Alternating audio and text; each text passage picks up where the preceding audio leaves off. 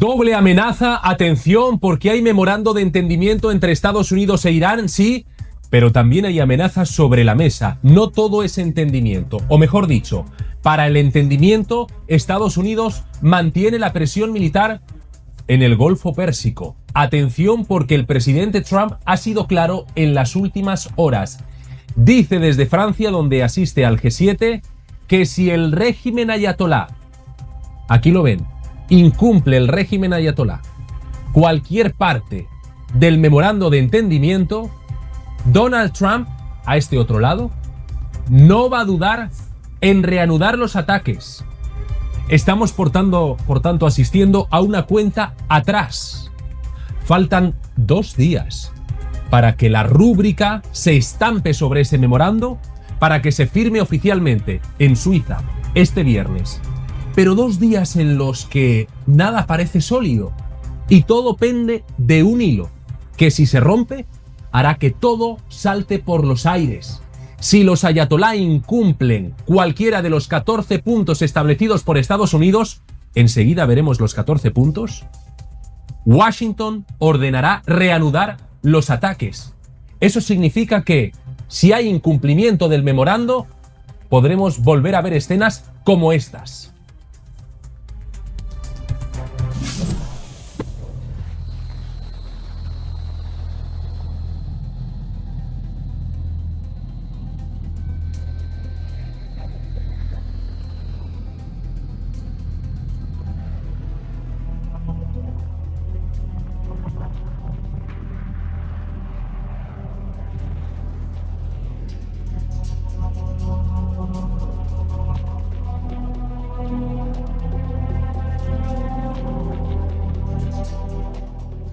Son escenas de los últimos 100 días de Operación Furia Épica que podrían retomarse, porque a lo que asistimos es a una pausa, pero no a un punto final, a una coma, a un punto y seguido.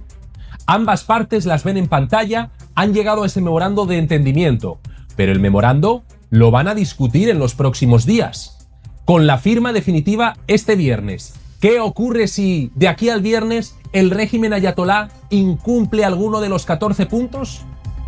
Esto es lo que advierte Trump. Escuchen.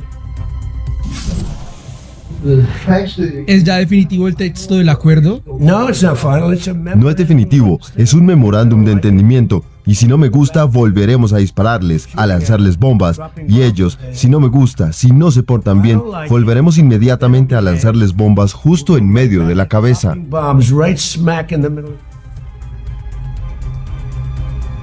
A dispararles en la cabeza, dice el presidente Trump, si no se portan bien, si no cumplen ese memorando. Pero es que el régimen ayatolá tiene un largo historial de incumplimientos.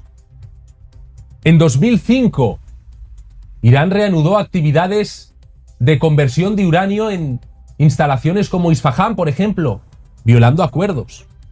También violó acuerdos en el año 2019, también los violó en el año 2025.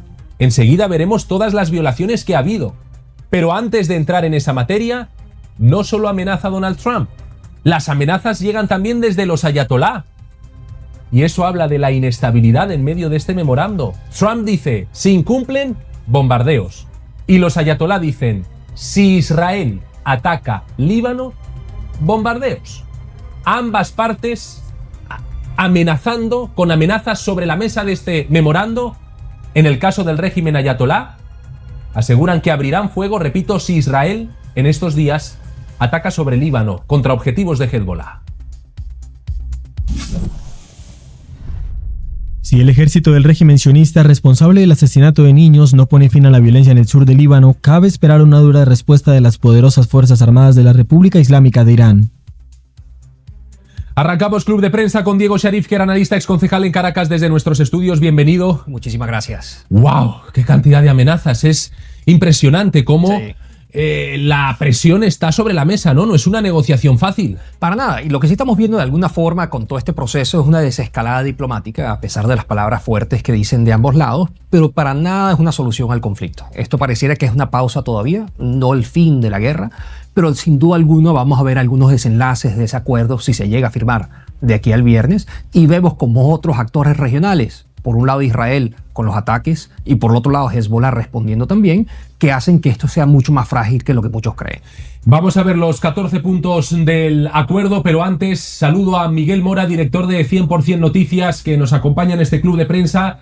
Señor Mora, ya desglosamos ese acuerdo, pero quiero saber su opinión. De aquí al viernes que se firma en Suiza, ¿va a haber alguna violación? Y en caso de que haya alguna violación, ¿volverán los bombardeos, como dice Trump? Ese acuerdo ya está pactado, ese acuerdo se va a firmar el viernes. Puede haber ataques, puede haber algún tipo de reacción, pero no va a votar este acuerdo. Lo que estamos viendo es el final de un combate en una guerra que está muy largo, muy lejos de acabar, mientras en Irán esté, sobre todo, un Estado fundamentalista islámico que le ha jurado la muerte al Estado de Israel y amenaza ahora con ir a una guerra fría, incumpliendo como siempre en contra de los intereses y la seguridad de los Estados Unidos. Pero era necesario para Estados Unidos y para el mundo este respiro. Se acaba un combate, pero la guerra continúa. Roberto. Titular de Miguel Mora, director de 100% Noticias. Se acaba un combate, pero la guerra continúa. El memorando ya está pactado, la firma este viernes. Son 14 puntos confirmados por la Casa Blanca. Alejandro Numpaque, puesto de guardia NTN24 en el Centro Internacional de Noticias en Bogotá. ¿Cuáles son esos 14 puntos? Roberto, hablamos del memorándum de entendimiento pactado entre Estados Unidos y el régimen iraní. Un documento que no es oficial, y eso es muy importante recalcarlo, pero que su borrador ya fue filtrado a medios internacionales. El texto, como usted indica, contiene 14 puntos clave que marcan la hoja de ruta para poner fin a las hostilidades entre ambos países. Revisémoslos en el siguiente gráfico. El primero es el alto el fuego, cese inmediato de hostilidades en todos los frentes activos en la zona de Oriente Medio, soberanía nacional, reconocimiento mutuo del respeto a la integridad territorial y política, esto entre ambos países. Plazo de negociación. Ambos contemplan un periodo de 60 días para alcanzar un acuerdo definitivo. La retirada de los Estados Unidos, ese también es otro punto, una reducción progresiva de la presencia militar de Estados Unidos en zonas sensibles. La reapertura del Estrecho de Hormuz, el libre tránsito marítimo en el Estrecho de Hormuz, una ruta muy importante para el comercio global.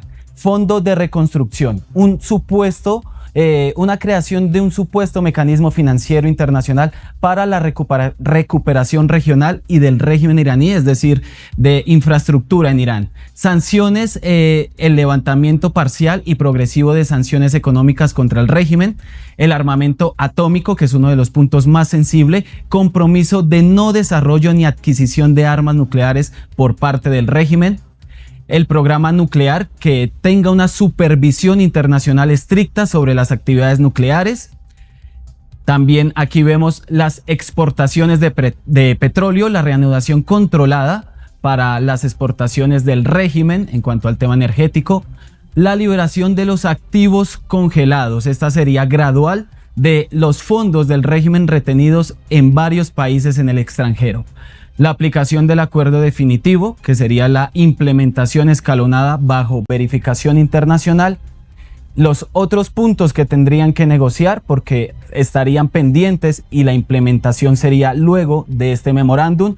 Y también, y no menos importante, el aval de la ONU, respaldo y legitimación del acuerdo por parte de las Naciones Unidas. Esos son los 14 puntos que contienen este memorándum, que aún no es oficial, que no ha sido difundido por ninguno de los gobiernos, pero que ya ha estado rondando en medios internacionales. Roberto. Alejandro, gracias. Donald Trump lo ha defendido en el G7, escuchen.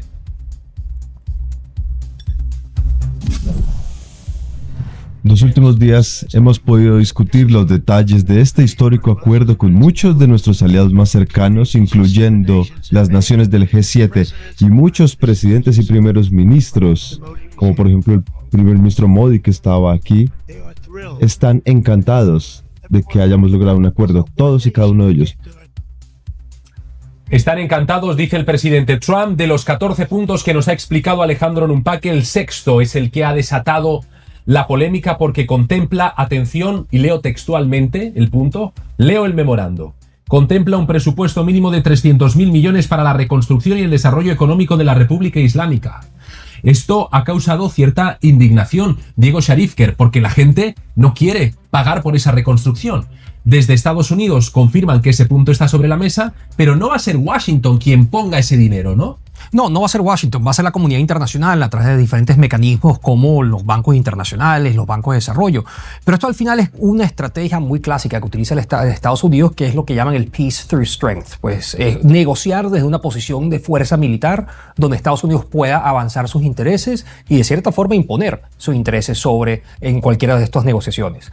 Lo que es importante tener muy claro de aquí es que más que una paz definitiva, esto lo que es un cese al fuego temporal mientras se intenta llegar al fin del conflicto.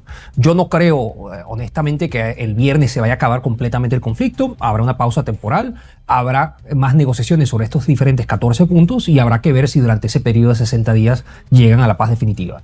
Pero por cómo se ha estado dando la dinámica estos últimos días, eso parece muy poco probable y lo más seguro es que se vuelva a calentar la situación geopolítica en la región entre Estados Unidos e Irán, pero vemos también otra vez el rol de Israel y de otros actores en la región en este conflicto. ¿Debe pagar la comunidad internacional por la reconstrucción de Irán después de la operación Furia Épica, señor Mora?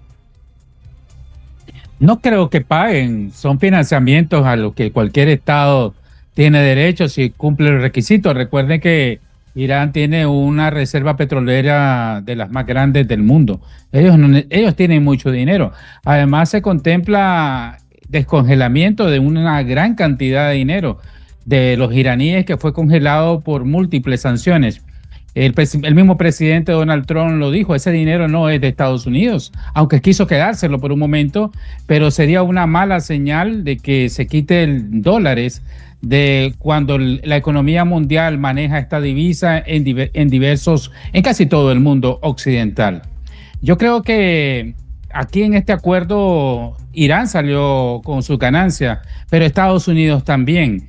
Aunque la mayor victoria de los iraníes es mantener su sistema político fundamentalista islamita, no hubo un cambio de régimen, lo que sí nos garantiza esto es por lo menos esta batalla, esta guerra, este enfrentamiento de una guerra amplísima, histórica, y que va a continuar por muchos años, tal vez por muchas generaciones. Lo que hay es un alto al fuego, porque el mundo y Estados Unidos particularmente le interesa dar un respiro con la salida del petróleo, el 20% de la producción mundial por el estrecho de Hormuz. Es un detente, es un momento, y solo falta que cambie el comandante en jefe del ejército de los Estados Unidos cuando haya próximas elecciones. Pero yo creo que con Irán por el momento van a pasar varios años antes de que haya otro tipo de enfrentamiento militar como el que hemos sido testigos, Roberto. Entonces, este nuevo acuerdo, la pregunta que nos hacemos, ¿podría terminar fortaleciendo al régimen en lugar de contenerlo? Atención al análisis del Instituto para el Estudio de la Guerra, que plantea esta posibilidad. Advierte este think tank que el memorando de entendimiento, esos 14 puntos, no solo no debilitan a Teherán, sino que, según el Instituto para el Estudio de la Guerra, lo deja en una posición estratégica más sólida tras este conflicto. Es lo que dice el documento revisado por NTN 24, que Irán recibirá un alivio económico significativo y que hay recursos que, según el informe, podrían ser utilizados para reactivar sus programas de misiles balísticos, por ejemplo, mantener la fabricación de drones, desarrollar armas nucleares, también para reforzar el llamado eje de resistencia. Escuchen este informe. El memorando de entendimiento establece que Irán podría recibir un mayor alivio económico al cumplir con sus compromisos y llegar a un acuerdo final que aborde cuestiones nucleares clave. Sin embargo, el Instituto para el Estudio de la Guerra no ha observado indicios de que los tomadores de decisiones iraníes estén dispuestos a hacer concesiones en las cuestiones nucleares que se incluirían en un acuerdo final. Es la conclusión del Instituto para el Estudio de la Guerra con sede aquí en Washington. Diego Sharifker, ¿estás de acuerdo? Sí, estoy totalmente de acuerdo. Y también muchos analistas, y yo me sumo a ellos, creen que este es el mayor fracaso en política exterior que ha tenido el presidente Trump desde sus dos gestiones, digamos, de Trump 1 y ahorita Trump 2. Los cálculos que hizo los Estados Unidos a involucrarse en este conflicto, al iniciar este conflicto con Irán, de poder sustituir al gobierno iraní, o si no, por lo menos paralizar completamente su programa nuclear, su programa de armamentos nucleares y debilitar su ejército y su fuerza armada completamente, pareciera que todo esto fracasó. No se pudo alcanzar ninguno de esos objetivos. Se llega potencialmente a un cese el fuego o acuerdo de paz que al final beneficia más a Irán que a Estados Unidos y que también beneficia al mundo porque se abrirá el estrecho de Hormuz, pero más allá de eso no dejan a Irán en una situación más débil que lo que estaba antes. Hay más movilización de tropas, sin duda tienen daños a su infraestructura, tienen daños a su aparato militar, pero con el financiamiento internacional y un cese al fuego podrán reconstruir eso, como hemos visto muchos otros grupos armados en el mundo aprovecharse de momentos de paz, no para garantizar la paz, sino para prepararse para su próximo conflicto. Salen fortalecidos, nos dice Diego Sharifker, analista, lo dice también ese informe del Instituto para el Estudio de la Guerra, y el hecho de que estén rearmándose no solo son suposiciones y análisis, es que apenas después de anunciar este acuerdo con Estados Unidos, el régimen ayatolá ya ha movido fichas. Ya ha movido fichas para fortalecerse militarmente, logísticamente. Funcionarios de la teocracia islamista viajaron a Moscú para concretar la compra de 20 helicópteros rusos, como el que ven en pantalla, destinados a operaciones de transporte y rescate, en lo que marca el inicio de una reactivación acelerada de su flota aérea.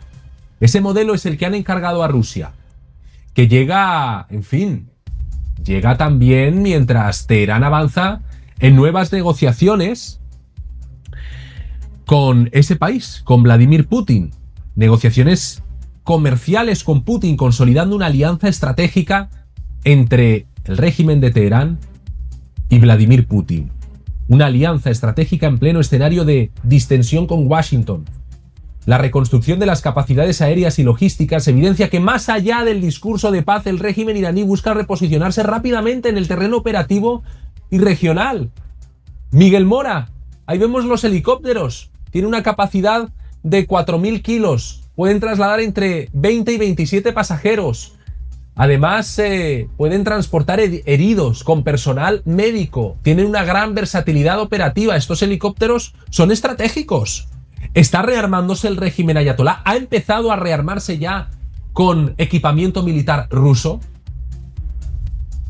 No, esos helicópteros no son ninguna, por largo, una amenaza militar. Esos helicópteros son helicópteros que necesita cualquier país para movilizar o tropas o personal de algún tipo de emergencia. Recuerda, Roberto, que en efecto hubo una gran victoria militar de parte de Estados Unidos. Eliminó toda su aviación y su naval y diezmó gran parte de su liderazgo militar, su jefatura militar. Yo no estoy en desacuerdo con la afirmación categórica de que esta es una derrota para el presidente Trump, o que es algo catastrófico. Recuerda que en el memorándum, no sé si lo han visto, ahí dice que Irán renuncia no solo a producir, sino a adquirir cualquier tipo de arma nuclear, y que se mantiene por lo menos hasta la firma del entendimiento, la firma de los acuerdos finales, el status quo, pero también permite a la Organización Internacional de Armas Atómicas supervisar el manejo del uranio que tienen y la fiscalización para que no lo hagan. Yo creo que Estados Unidos cumplió en este momento el papel de hacer retroceder a Irán varias décadas en su posibilidad de tener un arma nuclear y su posibilidad, y diezmó grandemente su capacidad de misiles balísticos. Irán puede responder a Israel, pero no le es una amenaza estratégica para desbaratar, pero con un arma nuclear sí, y eso ya no lo va a poder tener en muchos años. La posibilidad de volver a hacerlo, como estuvo tan cerca Irán, y ahora está en ese acuerdo. Y recordad que si no firman ese acuerdo no va a haber ni dinero ni apoyo, y lo que va a haber es un bombardeo masivo más letal de los Estados Unidos y aliados que ahora abundan para apoyar a Estados Unidos, Roberto. Diego, Sí, digamos, yo sí creo que fue, digamos, al final sí es verdad, se debilitó militarmente a Irán, es verdad que retrocedió su capacidad misilística o balística, al igual que su programa nuclear, pero el hecho que ellos firmen un documento o digan que no van a buscar adquirir o desarrollar armas nucleares no es ninguna garantía. Irán tiene años diciendo que su plan o su estrategia no es tener armas nucleares, sino solamente un programa de energía nuclear pacífico, y todos sabemos que eso no es verdad. La intención final que tienen los ayatolas es tener un arma nuclear. Recuerda mucho el caso de Corea del Norte, donde también Corea del Norte durante años decía que su plan era solamente desarrollar energía nuclear pacífica, y al final ya se demostró que Corea del Norte es un país con armamentos nucleares. Pues por esa razón, que eso esté en un documento que ellos van a firmar no garantiza absolutamente nada. Lo que sí es verdad, se debilitó militarmente, pero sigue siendo una amenaza real para la región. Esa paz no va a garantizar de que Irán decida ser un actor, digamos, pacífico de la comunidad internacional, sino al revés, seguirá siendo una amenaza para los Estados Unidos y para el Estado de Israel, y, digamos, los países aliados al occidente de la región. E Irán sigue con un conflicto geopolítico sumamente grave y sumamente fuerte con Arabia Saudita. Siguen siendo las dos grandes competencias musulmanas o árabes de la región, donde cada uno tiene su prioridad y cada uno quiere imponerse como gran liderazgo en esa parte del mundo. Pues por eso es un avance en el sentido correcto. Es el fin del conflicto, por lo menos de forma temporal, es la reapertura del estrecho de Hormuz. Esto sin duda traerá una baja del precio del petróleo, que va a facilitar o eliminar presiones sobre muchas economías que están sufriendo el daño del alza del petróleo. Pero la gran pregunta que me hago yo, y no hay respuesta, y lo que uno puede deducir es que no va a ser muy positiva si es que hay, es que esto no es el fin absoluto del conflicto, sino es una pausa temporal mientras Irán se recupera, se refortalece y eventualmente volverá a ser la amenaza que es para la región. Y lo que no hay duda es, los ayatolas siguen en el poder y el presidente Trump no alcanzó el objetivo, que era una transición democrática en ese país. Tanto siguen en el poder que, fíjense, el régimen de los ayatolá continúa con sus atroces medidas represivas, violentas, sangrientas. En las últimas horas fueron ejecutados 2 hombres. Ahí los ven. Esas 2 personas que ven ustedes en pantalla están muertas. Ese joven y ese otro joven han sido los 2 ahorcados, colgados en una soga como esa. Javad Zamani y Al-Bolfacel Saedi, que no se olviden sus nombres, no son números, son vidas, personas con una historia detrás, con una familia rota.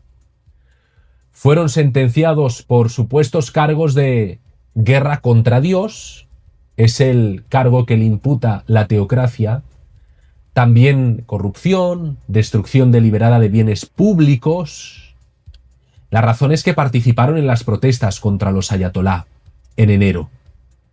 Participaron en una manifestación pacífica que la justicia al servicio del régimen teocrático ha interpretado como un supuesto intento de golpe de Estado.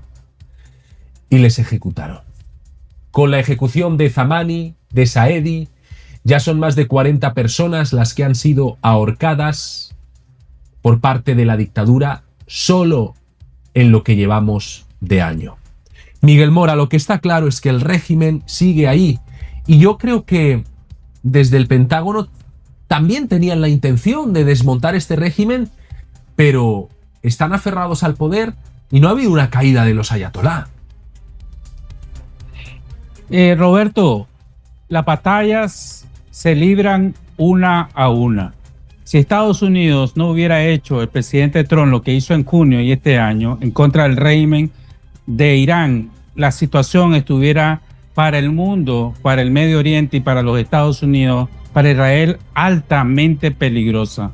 Los iraníes iban por la bomba nuclear. Los iraníes, recuerden, tenían capacidad misilística para atacar gran parte de Europa y posiblemente algunos territorios e intereses norteamericanos. Eso hoy no existe. Si bien es cierto, no se cambió el régimen, yo te recuerdo que Khamenei ya no está, y así más de 600 líderes de ese régimen han pasado a mejor vida, se podría decir.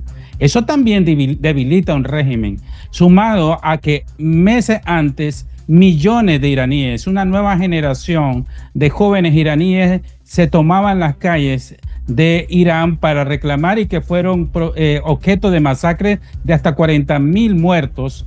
Ese factor no hay que dejarlo fuera.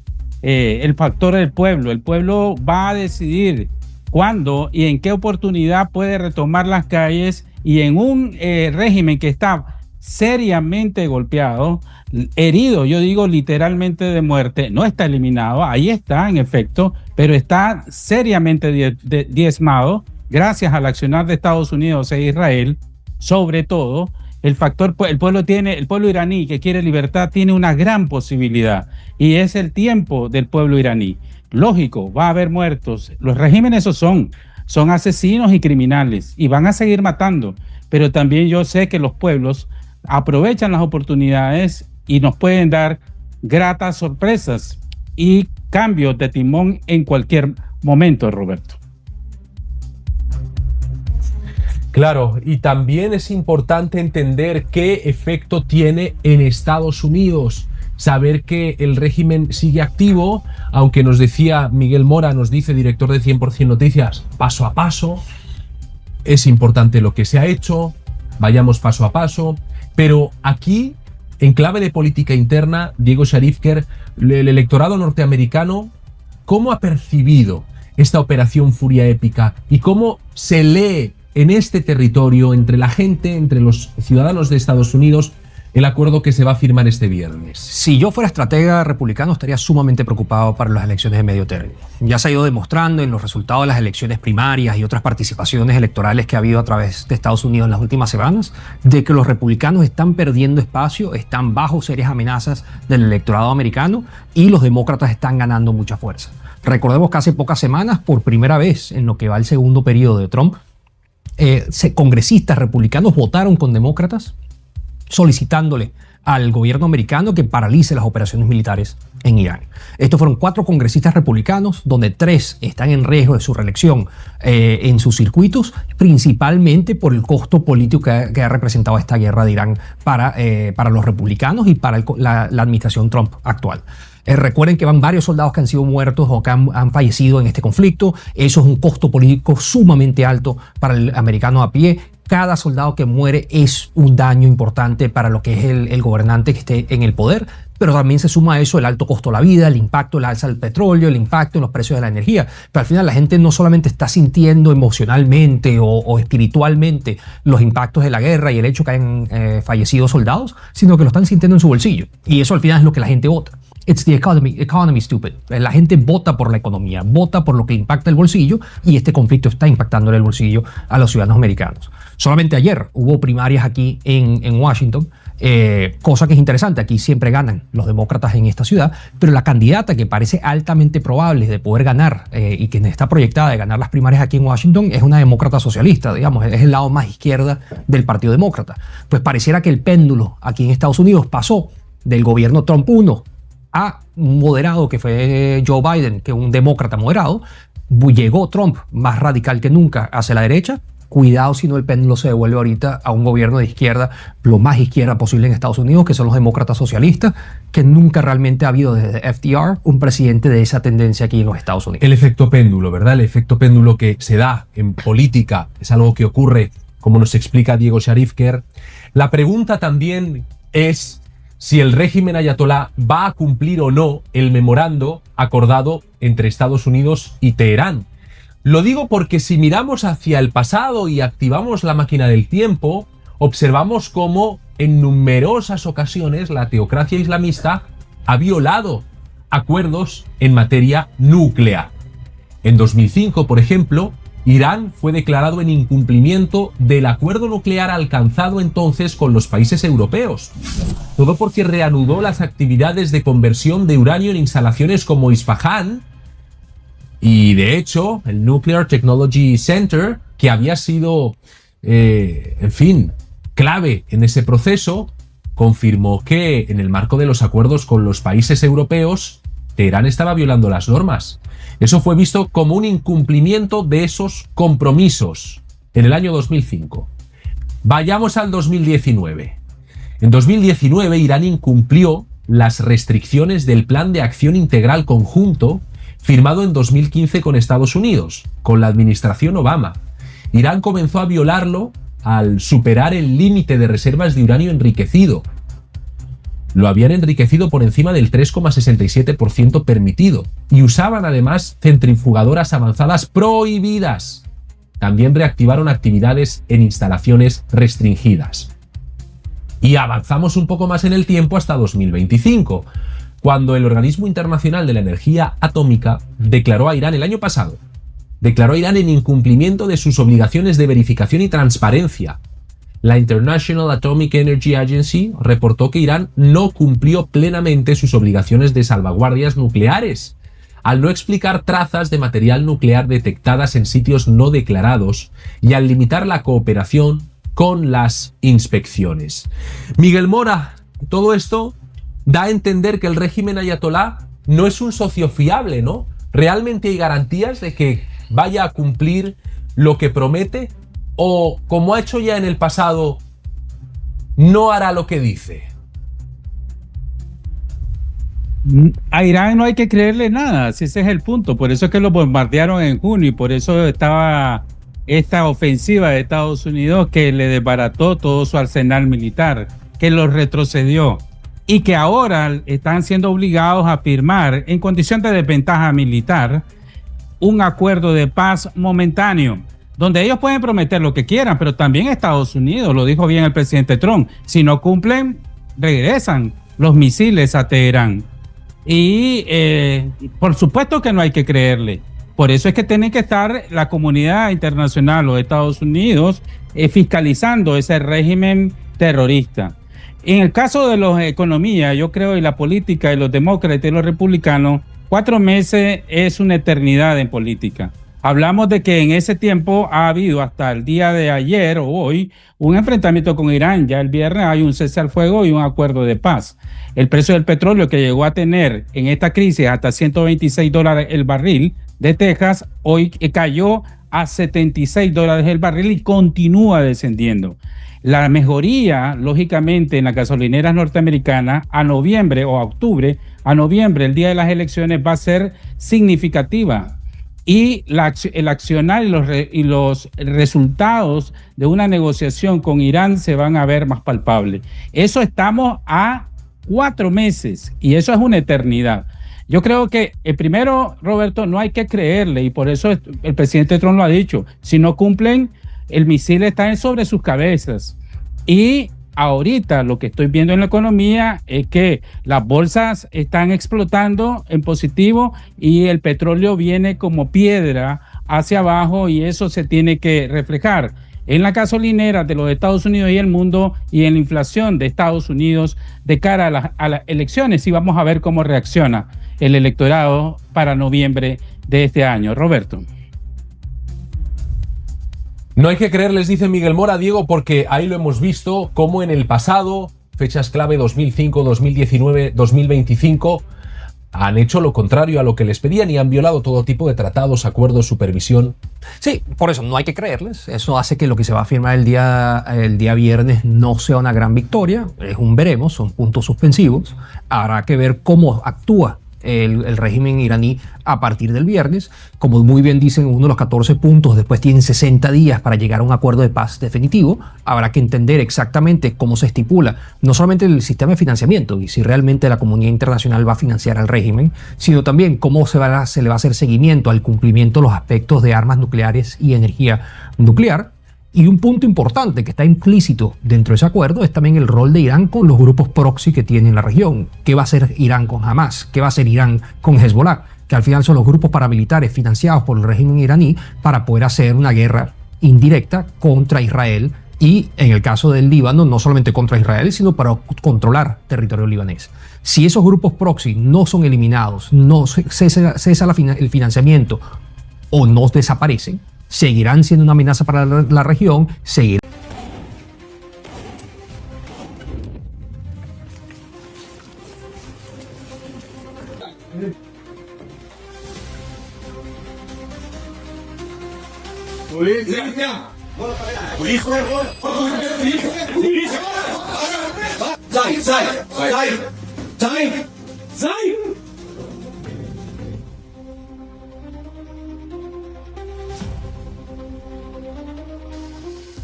De película, esa detención, ese golpe al tren de Aragua en Brasil, porque las autoridades de ese país capturaron, atención, al principal operador financiero del tren de Aragua en Brasil. Arrestó a un responsable financiero y otros 25 integrantes de esta organización criminal están ahora en busca y captura. Le detuvo a ese cabecilla del tren de Aragua en el operativo que ven en pantalla. Un gran despliegue para llegar hasta él, y en el interior de esa vivienda, a la que tuvieron que entrar a la fuerza, por supuesto, encontraron grandes cantidades de dinero, armas de fuego. Fíjense ustedes, hay fajos de billete. La policía contándolos. Estaban escondidos. Se enfrenta a varios delitos, como el de tráfico de armas, tráfico de drogas, tráfico de personas, entre otros. Es importante ver las imágenes, porque nos dan una dimensión de la gravedad del tren de Aragua, sobre todo al tener en sus manos armas de fuego y grandes cantidades de dinero. Lo digo por aquellos que pensaban que el tren de Aragua no está integrado por terroristas. No sé si esto les suena de algo.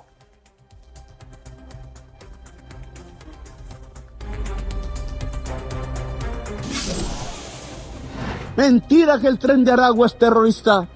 Solo son delincuentes comunes en forma de banda, agrandados por la estúpida idea de bloquear a Venezuela y quedarse con su petróleo pesado y ya venenoso.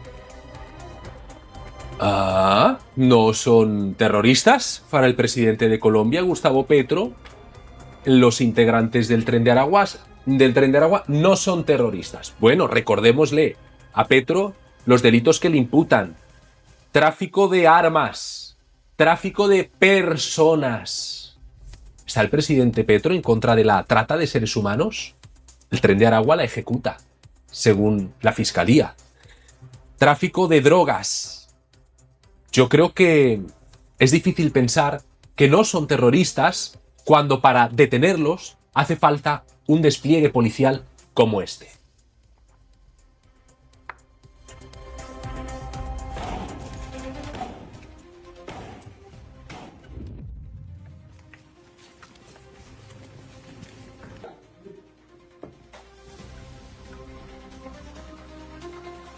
¡Policía!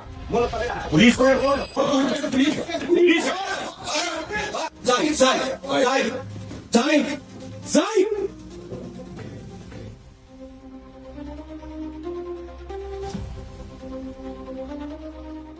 Impresionante despliegue policial. Gran conocedor del tren de Aragua, de la estructura criminal, Diego Sharizker, quien ha sido concejal en Caracas, analista político en Washington. Estamos asistiendo a la caída de esa organización criminal, porque esto llega tras la ejecución, tras la baja de Niño Guerrero, el máximo jefe. Ahora vemos la caída de este cabecilla económico y financiero. Sí, no, lamentablemente yo creo que es temprano para decir que es el fin del tren de Aragua, pero sin duda alguna se están tomando los pasos más significativos en el pasado reciente de buscar desmantelar este grupo. Ya pareciera que Venezuela no solamente exporta petróleo, sino que también exporta grupos criminales. Y ahí vemos como el Tren de Aragua, que empezó siendo el sindicato de trabajadores de la construcción del metro, del tren que pasa por el estado de Aragua, y de ahí decidieron pasar de ser obreros de la obra a empezar a hacer extorsión en el estado de Aragua. Se fueron expandiendo a las cárceles del centro de Venezuela, luego se pasaron a las cárceles del resto del país y ahora pasaron a ser una banda criminal transnacional que, imagínate, tiene relaciones con el Comando Vermelho, que es una de las dos pandillas más importantes de Brasil, que tiene aterrorizando las favelas y los barrios de no solamente Sao Paulo, sino también Río de Janeiro y muchas partes de Brasil. También sabemos de operaciones significativas del Tren de Aragua en Chile y en sus fronteras al norte. Pues por eso, de nuevo, el Tren de Aragua pasó a aprovecharse de la migración excesiva o la migración dramática que se dio de Venezuela para exportar a sus principales miembros a diferentes partes de América Latina, y después hubo algunos que llegaron a Estados Unidos ahí sí hay que decir que pareciera que el presidente Trump lo utilizó más como discurso político que otra cosa, porque nunca se llegó a demostrar que estas personas estaban vinculadas directamente al Tren de Aragua en Venezuela, pero sin duda algunos de ellos eran criminales o eran delincuentes, pero el hecho sigue siendo de que el Tren de Aragua pasó de ser un pequeño sindicato en el centro de Venezuela a ser una banda criminal importante en la región, acusado de terrorismo por parte del gobierno de Estados Unidos por no solamente financiar sus propias operaciones, sino construir lazos con carteles mexicanos, con pandillas brasileras y con también pandillas en el cono sur de América Latina. Pues por eso, ellos son sanguinarios, saben manejar las armas, saben manejar el tráfico de drogas y construyen alianzas con otras pandillas y otros grupos criminales de la región. Tanto es así que han llegado hasta el estado Amazonas, en Brasil. Es ahí, en ese estado, donde se ha producido esa escena. Vamos a volver a verla.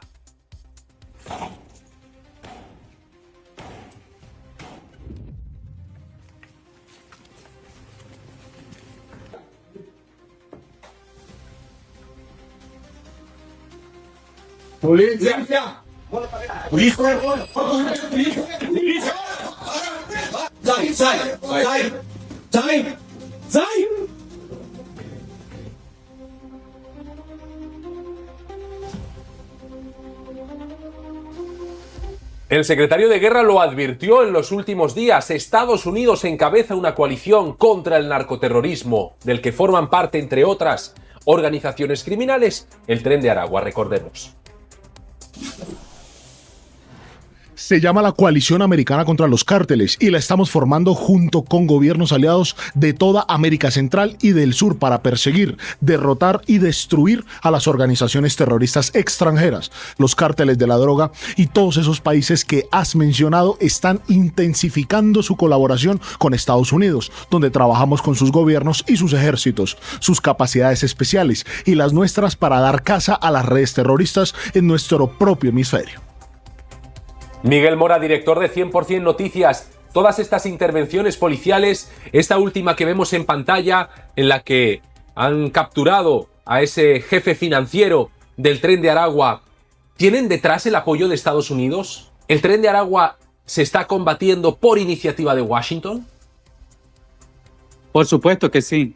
Y el Tren de Aragua, según personajes que están bajo la custodia de Estados Unidos, como el Pollo Carvajal, ex ministro de Inteligencia de Chávez, definió que fue un plan de guerra híbrida. El hecho de crear una banda internacional narcoterrorista que no solo afectara a Sudamérica, afectara a Centroamérica y que llegara con objetivos claros a Estados Unidos. Eso lo dice él, que estuvo ahí en el régimen chavista. Recuerden que Nicolás Maduro es acusado, y Diosdado Cabello, y padrino de narcoterrorista, de ser las cabecillas de un narcoestado que financió, protegió al Niño Guerrero y al Tren de Aragua.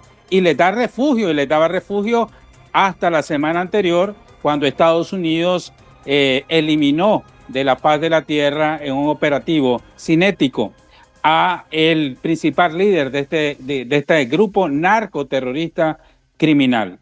Es la agenda de Estados Unidos la que estamos viendo, y es una agenda que, según el presidente Trump, define como defensa, y es lo que trajo a Nicolás Maduro a rendir, a estar preso en Nueva York, y es lo que originó el inicio de la transición de política, económica y que esperamos que social en Venezuela, que ya va en otro ritmo. Pero, lógicamente, no nos podemos llamar a engaños. Nicolás Maduro, los castristas, los sandinistas definen el narcoterrorismo como un arma para atacar a su eterno y archienemigo, lo que ellos denominan el imperialismo norteamericano, Roberto. Claro, y todo, exactamente, toda la caída que estamos viendo de cabecillas del Tren de Aragua empezó con la del principal jefe. Veíamos en pantalla esa intervención que acabó con Niño Guerrero, el jefe criminal del Tren de Aragua, en una operación cinética de los Estados Unidos de América, absolutamente impresionante. Vamos a verla, ahí está él, Niño Guerrero, el jefe eliminado, y ahí está, ahí la ven, la intervención cinética contra ese lugar en el que estaba escondido. Ha sido realmente una operación militar de éxito por parte del Pentágono, otra más. Ahora bien, exconcejal Diego Sharifker, exconcejal en Caracas, caído el capo, Niño Guerrero, ¿es más fácil acabar con los demás cabecillas? Pero sí, sí lo es. Lo que es interesante de la forma como funciona el Tren de Aragua en América Latina es que funciona de cierta forma como si fuesen unas franquicias. Pues a pesar de que el Niño Guerrero era el jefe central, el que liderizaba las operaciones del Tren de Aragua en todo el continente, cada una de las subregiones o cada uno de los países donde opera el Tren de Aragua tiene sus propios cabecillas y tiene su propia línea de mando. Vamos a ver. Dos imágenes para que ustedes vean y comparen. Estados Unidos despliega músculo militar en el Caribe en momento de máxima presión contra el régimen de Cuba con ejercicios militares en Puerto Rico. Fíjense ustedes qué tecnología está desarrollando Estados Unidos. Aquí vemos una fotografía difundida por el Comando Sur, una fotografía de un dispositivo aéreo activo, repito, en zona del Caribe en el marco de los ejercicios que están realizando, ejercicios militares. Es que Diego Sharifker, es impresionante, esas hélices, parece una imagen del futuro, pero es real.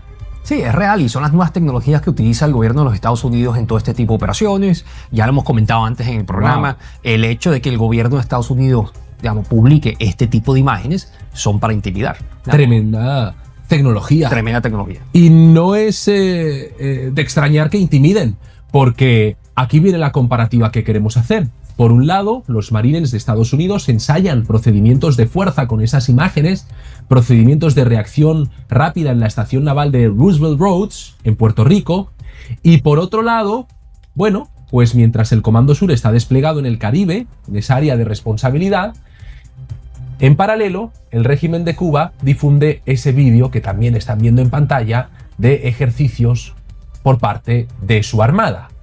Ejercicios, bueno, pues que en este caso, en fin, ahí vemos incluso un lanzamiento, pero creo que la tecnología, bueno, es que parecen lanchas de pescadores, sobre todo en comparación con el músculo inmenso que tiene Estados Unidos. Vean ustedes cómo se prepara la Armada de Cuba.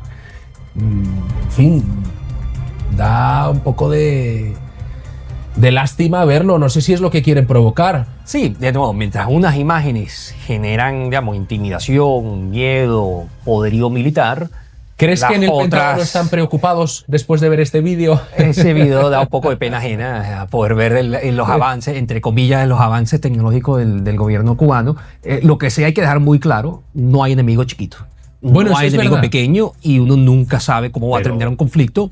Pero esa comparación entre el helicóptero americano y esas lanchas de pescador da mucho que desear.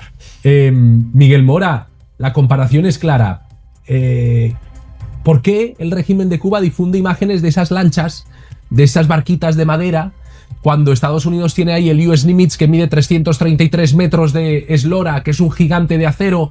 ¿No es contraproducente que desde la dictadura difundan imágenes que dejan en evidencia lo desgastados que están militarmente? ¿O hay una estrategia detrás? Es que dan risa, de verdad, es impresionante. No, están cayendo en la locura y saben de que el poderío norteamericano es incuestionable, viene de ganar prácticamente y poner a negociar y enfrentarse con un ejército de verdad como es el iraní. Ahora Cuba sin comida, sin combustible, con un pueblo que ya no los aguanta, ya no los soporta.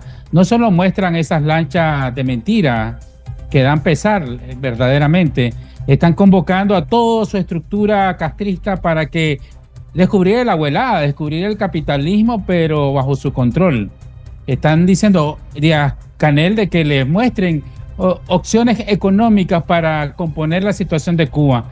Eso no tiene reparación. El sistema comunista tiene que cambiar a un sistema capitalista. El sistema tiránico tiene que pasar a una democracia representativa liberal en todos los sentidos de la palabra, y tiene que haber una libertad y respeto a los derechos humanos, y tiene que haber un cambio de régimen, por supuesto. ¿Que se va a hacer de la noche a la mañana? No creo, pero como vimos lo que pasó en Venezuela y lo que estamos viendo que está pasando en Irán también, de una u otra manera son cambios, y lo que pasa con con el Tren de Aragua y todos los demás sujetos terroristas y delincuenciales, pues yo creo que Cuba tendrá que iniciar un proceso de transición hacia la democracia, hacia el capitalismo.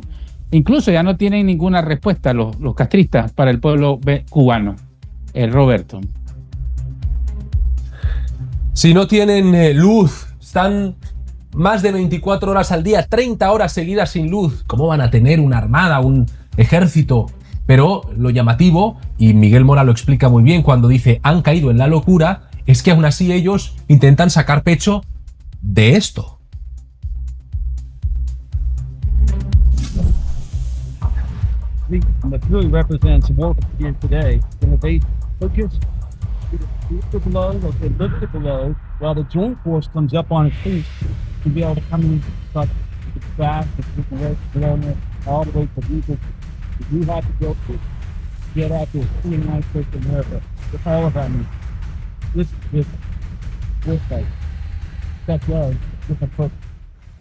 Eso es a lo que se tendría que enfrentar el régimen de Cuba, a esos drones, a esa tecnología de Estados Unidos. Impresionante el vídeo que acabamos de ver difundido por el Comando Sur. Esa es la tecnología que tiene Estados Unidos. Y la tecnología que tiene Cuba, esa barquita de madera que veíamos hace un minuto. Claro, es que la comparación es clara y en caso de un enfrentamiento no hay duda alguna de qué ocurriría, ¿no, Diego? Sí, no, la duda es que ganarían los Estados Unidos. Claro. No hay ninguna duda que el poderío militar de los Estados Unidos es mucho superior que el de la mayoría de los países del mundo, o si no todos los países del mundo, especialmente Cuba. Pero de nuevo, lo que yo sí creo que es muy importante, y sin duda alguna lo saben los estrategas militares y lo saben los estrategas de la Casa Blanca, es que también el poderío militar de los Estados Unidos era bastante superior al de Irán. Irán es un país militar más fuerte que Cuba, pero Estados Unidos supera a Irán enormemente y aún así no lograron los objetivos. No con esto digo que no pasaría lo mismo en Cuba, pero no hay enemigo pequeño, no hay enemigo débil, y cualquier operación que tendría que hacer Estados Unidos contra Cuba tendría que tener un resultado más parecido a lo que pasó en Venezuela que lo que está pasando en Irán en este momento. Mira, tienes, Diego, a un lado tuyo la tecnología de Cuba y al otro tenías la de Estados Unidos. Las dos imágenes hablan por sí solas. Ahí está esa comparativa. Ven ustedes aquí a Cuba y aquí a Estados Unidos. No vamos a decir nada. Ustedes vean las imágenes, comparen y saquen sus propias conclusiones. Pero atención a lo que está ocurriendo en estos momentos, porque el dron MQ-4C, noticia en desarrollo, el dron Tritón de Estados Unidos volvió a sobrevolar áreas cercanas a Cuba en una nueva misión de vigilancia estratégica en el Caribe. No dejan de observar desde el Pentágono. Ahí ven el recorrido. La aeronave despegó desde la base naval de Mayport y realizó un recorrido no tripulado de alta latitud y larga duración sobre el estrecho de Yucatán, dentro de la presencia que el Pentágono desarrolla en esas aguas, una presencia cada vez más frecuente con unos vuelos de reconocimiento que no dejan de realizarse. Otro día más el Tritón está ahí vigilando. ¿Qué exactamente, Miguel Mora? ¿Qué está observando ese dron Tritón que recurrentemente vemos que rodea la isla de Cuba? En términos militares, defensa antiaérea, misiles, movimientos de tropas, ubicación de liderazgo político más importante a extraer o a eliminar en una eventual incursión norteamericana, o si las cosas llegan a ese nivel. O sea, todo, absolutamente todo. A diferencia de Irán, que está al otro lado del mundo y que es un país de 90 millones de personas, multimillonario y de gran extensión y una cultura milenaria, Cuba está en las costillas de Estados Unidos. Todo lo que pasa en Cuba exactamente lo tienen las agencias de seguridad y espionaje completamente controlado. Hay una salida, si nos recordamos de Venezuela, presión, sanción, negociación. Pero al igual que Maduro, que se puso a bailar y quiso engañar al presidente Trump, miren lo que le pasó y miren lo que pasó con los chavistas. Es el momento de que los cubanos digan o negociamos de verdad o vamos a tener que correr la misma suerte que Nicolás Maduro y los chavistas en Venezuela, Roberto. Sí, sin duda alguna, no, está claro que debe haber nerviosismo en La Habana cuando tienen al dron Tritón merodeando por allí y cuando la única capacidad militar son, según ese vídeo, unas lanchitas frente al US Nimitz o al Iwo Jima, que está en el Caribe, esos portaaviones. Y mientras tanto, la realidad asola a la población. Fíjense ustedes, la poca comida a la que tienen acceso en mal estado.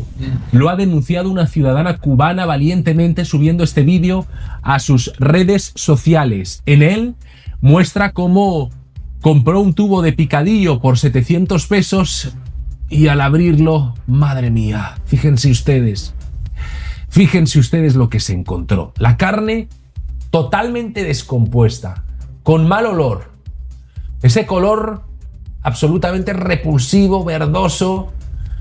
En fin, la comida, la poca comida a la que pueden acceder, además, está en mal estado. Escuchen cómo lo denuncia en sus redes. Tristemente, qué decepción que llegues a lugares públicos y te venden la comida en esas condiciones. Solo imagínense en cuántas personas no pueden hacer nada y que esta era su única salvación del día.